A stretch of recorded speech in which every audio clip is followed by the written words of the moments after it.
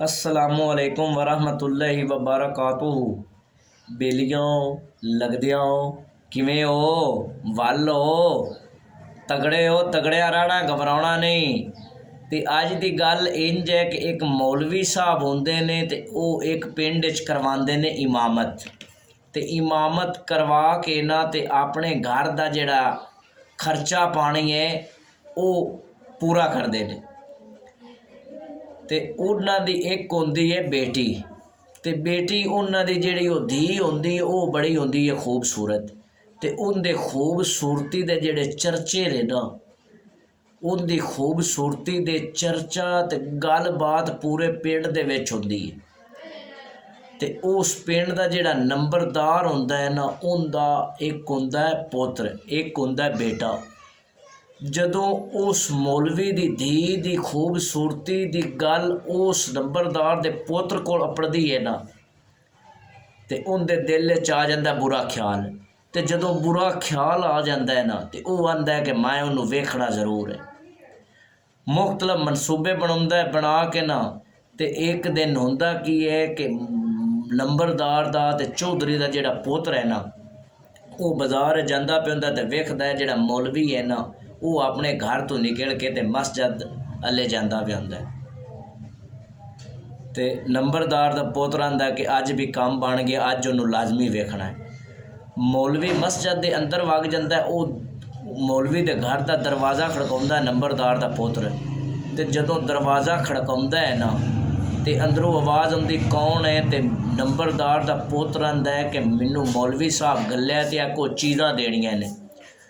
ਉਹ ਅੰਦਰੋਂ ਜਿਹੜੀ ਲੜਕੀ ਹੈ ਆਖਦੀ ਹੈ ਕਿ ਚੀਜ਼ਾਂ ਇੱਥੇ ਰੱਖ ਦਿਓ ਤੇ ਅਸੀਂ ਚਾਲ ਹੀ ਸਾਂ ਤੇ ਤੁਸੀਂ ਚਲੇ ਜਾਓ।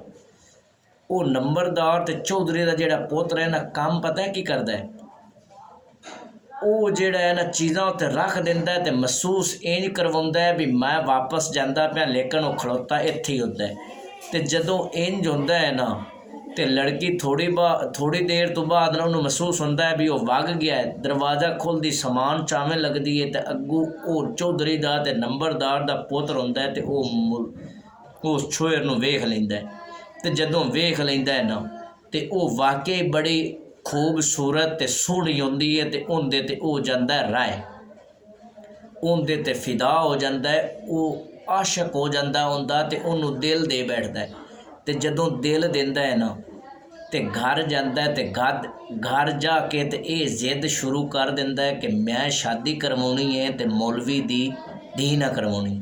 ते जदों इतनी गल करदा है ना तो जिहड़ा चौधरी ते नंबरदार हुंदा है ना वो पुत्र नूं बड़ा समझाउंदा है भी अपना ते उन्हां दा जोड़ नहीं है ते ये रिश्ता आपां नूं नहीं मिलना ते आपां रिश्ता नहीं लैना। लेकिन वो चौधरी ते नंबरदार दा पुत्र अपनी गल ते अड़िया रहिंदा ते आंदा मैं शादी करवाउणी है ते मौलवी दी धी नाल ही करवाउणी है। मुख्तसर करा वो जनाब नंबरदार मौलवी अल्लू जांदा रिश्ता मंगण। ते जदों रिश्ता मंगण जांदा है ना ते मौलवी कर दिंदा इनकार। ते वो जदों इनकार कर दिंदा नंबरदार घर आउंदा ते अपने पुत्र नूं लड़दा है भी मैं तैनूं आखिया ना भी मौलवियां रिश्ता आपां नूं नहीं देना। उन्हें रिश्ता नहीं देना दिता तो अज तो बाद उन्हां दी गली ते उन्हां दे बाजार तू गयो ना तो तेनों मैं मारना बड़ा है। तो जदों नंबरदार चौधरी इतनी गल करदा है ना अपने पुत्र नूं ते उनदे पुत्र नूं बड़ा गुस्सा आउंदा है भी ये मौलवी दी ये जरूरत किवें है कि इन्हें सानू रिश्ता नहीं दिता, सी चौधरी हैं। वो जनाब ना दिल दे विच रख लैंदा है हसद ते कीना। आंदा मैं इन्हां नाल कोई हिसाब किताब ला लैना।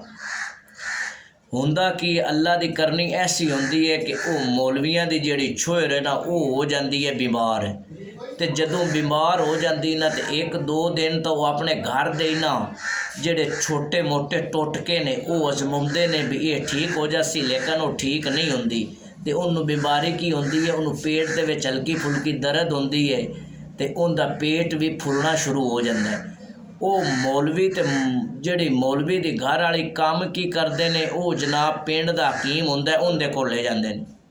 तो जदों हकीम को ले जाते हैं तो हकीम उन्होंने चैक करता है तो उस टाइम कोई अल्ट्रासाउंड पुराने वक्तां दी गल है, कोई अल्ट्रासाउंड या जदीद समान तो होंदा कोई नहीं। तो वो जिहड़ा हकीम है ना उन्होंने आखदा है भी जिहड़ी ये तुहाडी छोर है ना इनू हो गया बच्चा ਤੇ ਜਦੋਂ ਇਤਨੀ ਗੱਲ ਕਰਦਾ ਨਾ ਹਕੀਮ ਤੇ ਮੌਲਵੀ ਦੀ ਘਰ ਦੀ ਤਾਂ ਪੈਰ ਨਿਕਲ ਜਾਂਦੇ ਨੇ। ਉਹ ਆਂਦੇ ਨੇ ਕਿ ਕੀ ਹੋ ਗਿਆ, ਬੜੇ ਹੈਰਾਨ ਹੁੰਦੇ ਨੇ, ਪਰੇਸ਼ਾਨ ਹੁੰਦੇ ਨੇ ਤੇ ਘਰ ਆਉਂਦੇ ਨੇ ਤੇ ਛੋਏ ਨੂੰ ਬੜਾ ਮਾਰਦੇ ਕੁੱਟਦੇ ਨੇ।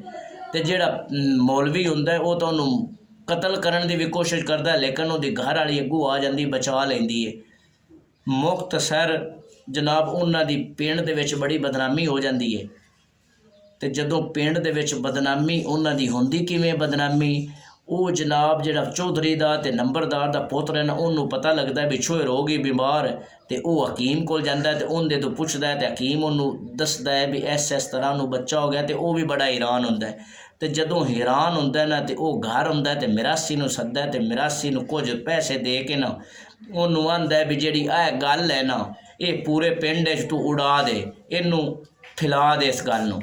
ਉਹ ਜਨਾਬ ਮਿਰਾਸੀਆਂ ਦਾ ਤਾਂ ਕੰਮ ਹੀ ਹੁੰਦਾ, ਮਿਰਾਸੀ ਪੂਰੇ ਪਿੰਡ 'ਚੋਂ ਗੱਲ ਉਡਾ ਦਿੰਦਾ। ਤੇ ਜਦੋਂ ਗੱਲ ਉੜਦੀ ਹੈ ਨਾ ਤੇ ਜਿਹੜੇ ਪਿੰਡ ਦੀਆਂ ਜਨਾਨੀਆਂ ਤੇ ਔਰਤਾਂ ਨੇ ਉਹ ਮੌਲਵੀ ਦੇ ਘਰ ਜਾਂਦੀਆਂ ਨੇ ਤੇ ਉਹ ਮੁਲਬਾਣੀ ਨੂੰ ਆਂਦੀਆਂ ਨੇ ਵੀ ਇਹ ਤੇਰੀ ਧੀ ਤਾਂ ਬੜਾ ਕੰਮ ਗਲਤ ਕੀਤਾ ਤੇ ਕਿੰਦੇ ਨਾਲ ਮੂੰਹ ਕਾਲਾ ਕੀਤਾ ਤੇ ਇਹਦੀ ਜਵਾਨ ਤੁਹਾਨੂੰ ਪਤਾ ਜੋ ਹੋ ਗਿਆ ਤੇ ਇਹਦੀ ਸ਼ਾਦੀ ਕਰ ਦੇਣੀ ਹੈ। ਉਹਨਾਂ ਮੌਲਵੀਆਂ ਦੀ ਬੜੀ ਹੋ ਜਾਂਦੀ ਬਿਸਤੀ। ਪਿੰਡ ਦੇ ਬੰਦੇ ਇਕੱਠੇ ਹੋ ਕੇ ਤੇ ਉਹ ਮੌਲਵੀਆਂ ਨੂੰ ਟਾਈਮ ਦਿੰਦੇ ਨੇ 1 ਮਹੀਨੇ ਦਾ, ਵੀ 1 ਮਹੀਨੇ ਤੱਕ ਤੁਸੀਂ ਸਾਡੇ ਕੋਲੋਂ, ਉਸ ਤੋਂ ਬਾਅਦ ਤੁਸੀਂ ਇੱਥੇ ਚਲਿਆ ਜਾਣਾ। ਨਾ ਤਾਂ ਬੱਚੇ ਪੜ੍ਹਾਉਣ ਵਾਸਤੇ ਗਲਦੇ ਨੇ ਤੇ ਨਾ ਹੀ ਬੱਚੀਆਂ। ਮੌਲਵੀ ਤੇ ਮੌਲਵੀ ਦੀ ਘਰ ਦੀ ਦੋਵੇਂ ਬੜੇ ਪਰੇਸ਼ਾਨ ਹੁੰਦੇ ਨੇ ਤੇ ਜਨਾਬ ਉਹ ਇੱਕ ਰਾਤੀ ਨਾ ਸੋਤੇ ਬੈਠੇ ਹੁੰਦੇ ਨੇ ਤੇ ਉਹਨਾਂ ਦਾ ਦਰਵਾਜ਼ਾ ਖੜਕਦਾ ਹੈ। ਤੇ ਜਦੋਂ ਦਰਵਾਜ਼ਾ ਖੜਕਦਾ ਹੈ ਨਾ ਤਾਂ ਮੌਲਵੀ ਆ ਕੇ ਦਰਵਾਜ਼ਾ ਖੋਲ੍ਹਦਾ ਹੈ ਤੇ ਖੋਲ੍ਹ ਕੇ ਕੀ ਵੇਖਦਾ ਹੈ ਕਿ ਇੱਕ ਬੜਾ ਨਾ ਸੋਹਣਾ ਨੌਜਵਾਨ ਖਲੋਤਾ ਹੈ ਤੇ ਉਹ ਜਨਾਬ ਨਾ ਇਜਾਜ਼ਤ ਮੰਗਦਾ ਹੈ ਅੰਦਰ ਆਉਣ ਦੀ। ਲੇਕਿਨ ਮੌਲਵੀ ਤੁਹਾਨੂੰ ਪਹਿਲੇ ਹੀ ਬੜੀ ਪਰੇਸ਼ਾਨੀ ਹੁੰਦੀ ਹੈ।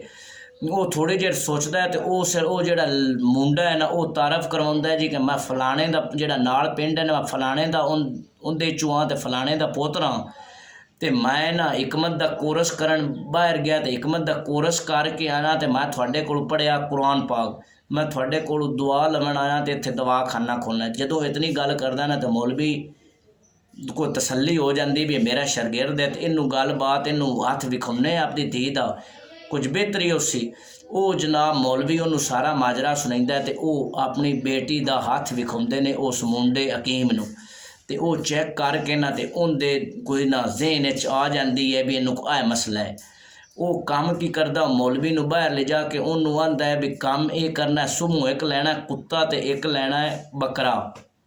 ਮੌਲਵੀ ਆਂਦਾ ਵੀ ਚਲੋ ਲੈ ਲੈਂਦੇ ਆ। ਮੌਲਵੀ ਇੱਕ ਬੱਕਰਾ ਤੇ ਕੁੱਤਾ ਲਿਆਉਂਦਾ ਤੇ ਉਹ ਜਨਾਬ ਨਾ ਮੁੰਡਾ ਹਕੀਮ ਬੱਕਰੇ ਨੂੰ ਜ਼ਬਾਂ ਕਰਕੇ ਨਾ ਤੇ ਸ਼ਾਮ ਦੀ ਉਸ ਲੜਕੀ ਨੂੰ ਕੋਈ ਸ਼ੈ ਨਹੀਂ ਖਵਾਉਂਦੇ, ਜ਼ਬਾਂ ਕਰ ਦਿੰਦੇ ਨੇ ਬੱਕਰੇ ਨੂੰ। ਤੇ ਬੱਕਰੇ ਦਾ ਨਾ ਕੁਝ ਪਿੰਡ ਦੀਆਂ ਔਰਤਾਂ ਬੁਲਾ ਕੇ ਉਹਨਾਂ ਨੂੰ ਆਂਦਾ ਵੀ ਆ ਬੱਕਰਾ ਸਾਰਾ ਪਕਾ ਦਿਓ। ਉਹ ਔਰਤਾਂ ਬੱਕਰਾ ਸਾਰਾ ਪਕਾ ਦਿੰਦੀਆਂ ਨੇ। ਜਦੋਂ ਬੱਕਰਾ ਪੱਕ ਜਾਂਦਾ ਨਾ ਤੇ ਲੜਕੀ ਸਾਰਾ ਦੇ ਸ਼ਾਇਦ ਕੋਈ ਨਹੀਂ ਖਾਧੀ ਹੁੰਦੀ, ਉਹਨੂੰ ਚੰਗਾ ਬੱਕਰੇ ਦਾ ਗੋਸ਼ਤ ਰਜਾ ਕੇ ਖਵਾ ਦਿੰਦੇ ਨੇ। ਜਦੋਂ ਖਵਾ ਦਿੰਦੇ ਨੇ ਤਾਂ ਉਹ ਮੁੰਡਾ ਹਕੀਮ ਜਨਾਬ ਨਾ ਲੜਕੀ ਨੂੰ ਜਿਵੇਂ ਉਹ ਖਾਣਾ ਖਾ ਲੈਂਦੀ ਹੈ, ਗੋਸ਼ਤ ਖਾ ਲੈਂਦੀ, ਇੱਕ ਨਾਲ ਵਾਲੇ ਕਮਰੇ ਦੇ ਵਿੱਚ ਲੈ ਜਾਂਦਾ ਤੇ ਉਹਨੂੰ ਆਂਦਾ ਹੈ ਵੇਖ ਕੀ ਸ਼ਾਇਦ ਹੈ। ਉਹ ਆਂਦੀ ਹੈ ਕੁੱਤਾ ਹੈ। ਉਹ ਹਕੀਮ ਆਂਦਾ ਕਿ ਇਹ ਜਿਹੜਾ ਕੁੱਤਾ ਨਾ ਇਹਦਾ ਗੋਸ਼ਤ ਮੈਂ ਤੈਨੂੰ ਖਵਾਇਆ। ਇਤਨੀ ਗੱਲ ਕਰਨੀ ਹੈ ਤਾਂ ਜਿਹੜੀ ਮੌਲਵੀ ਦੀ ਧੀ ਆਈ ਨਾ ਉਹਨੂੰ ਉਲਟੀਆਂ ਆਉਣੀਆਂ ਸ਼ੁਰੂ ਹੋ ਗਈਆਂ ਤੇ ਸਾਰਾ ਜਿਹੜਾ ਉਹਨਾਂ ਬੱਕਰੇ ਦਾ ਗੋਸ਼ਤ ਖਾਧਾ ਬਾਹਰ। ਤੇ ਬੱਕਰੇ ਦੇ ਗੋਸ਼ਤ ਦੇ ਨਾਲ ਜਨਾਬ ਇੱਕ ਐਡਾ ਮੋਟਾ ਤਾਜ਼ਾ ਡੱਡੂ ਵੀ ਬਾਹਰ। ਤੇ ਜਦੋਂ ਬਾਹਰ ਆ ਗਿਆ ਨਾ ਤੇ ਉਹ ਜਿਹੜੀ ਮੌਲਵੀ ਦੀ ਧੀ ਦੀ ਤਬੀਅਤ ਤੇ ਕੁਝ ਬਿਹਤਰ ਹੋ ਗਈ, ਉਹਦਾ ਪੇਟ ਵੀ ਨਾਲ ਲੱਗ ਗਿਆ ਤੇ ਉਹ ਔਰਤਾਂ ਵੀ ਵੇਖਿਆ ਤੇ ਉਹ ਸਾਰਾ ਹਿਸਾਬ ਕਿਤਾਬ ਜਦੋਂ ਉਹਨਾਂ ਵੇਖਿਆ ਉਹ ਲੜਕੀ ਸ਼ੋਦੀ ਬੇਗੁਨਾਹ ਸਾਬਤ ਹੋਈ। ਤੇ ਦੋਸਤੋ ਗੱਲ ਕਰਨ ਦਾ ਮਕਸਦ ਇਹ ਹੈ ਕਿ ਉਹ ਮੁੰਡਾ ਨੌਜਵਾਨ ਕਾਬਲ ਤੇ ਜ਼ਹੀਨ ਹੋਣ ਦੀ ਵਜ੍ਹਾ ਤੋਂ ਉਸ ਕਿਸੇ ਦੀ ਇੱਜ਼ਤ ਬਚਾ ਲਈ ਤੇ ਇੱਕ ਇੱਜ਼ਤ ਵੀ ਬਚਾਈ। ਤੇ ਦੂਸਰਾ ਸਾਡੇ ਮੁਆਸ਼ਰੇ ਦਾ ਤੇ ਸਮਾਜ ਦਾ ਤਰੀਕੇ ਬੜੇ ਗਲਤ ਨੇ। ਕੋਈ ਵੀ ਗੱਲ ਛੋਟੀ ਤੋਂ ਛੋਟੀ ਵੀ ਗੱਲ ਸੁਣ ਲਵੇਣ ਤਾਂ ਬੰਦਿਆਂ ਨੂੰ ਹੋ ਜਾਂਦੀ ਹੈ। ਕਈ ਬੰਦੇ ਐਸੇ ਹੁੰਦੇ ਨੇ ਉਹਨਾਂ ਨੂੰ ਹੋ ਜਾਂਦੀ ਕਬਜ਼ੀ, ਆਫਰ ਹੋ ਜਾਂਦੀ ਹੈ, ਉਹਨਾਂ ਦਾ ਪੇਟ ਵੱਧ ਜਾਂਦਾ ਤੇ ਉਤਣ ਤੇ ਉਹ ਪੇਟ ਪਿਛਾ ਨਹੀਂ ਹੁੰਦਾ ਜਿੱਤਣ ਤੱਕ ਉਹ ਅਗਾਂਹ ਜਾ ਕੇ ਕਿਸੇ ਨੂੰ ਦੱਸ ਨਾ ਲਵਣ। ਤੇ ਜਦੋਂ ਦੱਸ ਨਾ ਲਵਣ ਉਹ ਗੱਲ ਉੜਦੀ ਉਡਾਉਂਦੀ ਪੂਰੇ ਇਲਾਕੇ ਤੇ ਦੂਰ ਦੂਰ ਤੱਕ ਫੈਲ ਜਾਂਦੀ ਹੈ। ਤੇ ਇੰਜ ਨਹੀਂ ਕਰਨਾ ਚਾਹੀਦਾ। ਸਭ ਤੋਂ ਪਹਿਲੇ ਸਾਨੂੰ ਕੀ ਕਰਨਾ ਚਾਹੀਦਾ, ਅਗਰ ਅਸੀਂ ਕੋਈ ਗੱਲ ਸੁਣ ਵੀ ਲਵੀਏ ਤੇ ਉਹਦੀ ਸਾਨੂੰ ਤਸਦੀਕ ਕਰਨੀ ਚਾਹੀਦੀ ਹੈ। ਉਸ ਗੱਲ ਦਾ ਪੱਕੇ ਹੋਣ ਦਾ ਸਾਨੂੰ ਯਕੀਨ ਕਰਨਾ ਚਾਹੀਦਾ ਹੈ। ਜੇ ਅਗਰ ਯਕੀਨ ਆ ਜਾਵੇ ਤਾਂ ਚਲੋ ਮੁੜ ਤਾਂ ਬੰਦਾ ਕਰ ਲਵੇ ਤਾਂ ਖੈਰ ਹੈ, ਤੇ ਐਵੇਂ ਹੀ ਸੁਣ ਕੇ ਬੰਦਾ ਕਰੇ ਤਾਂ ਉਹ ਗਲਤ ਹੁੰਦਾ ਹੈ, ਇੰਜ ਨਹੀਂ ਕਰਨਾ ਚਾਹੀਦਾ। ਤੇ ਅੱਲਾ ਮੇਰੇ ਦੋਸਤਾਂ ਨੂੰ ਆਪਣੀ ਹਿਫਜ਼ੋ ਅਮਾਨ ਵਿੱਚ ਰੱਖੇ। ਅੱਲਾ ਨਿਗਹਿਬਾਨ।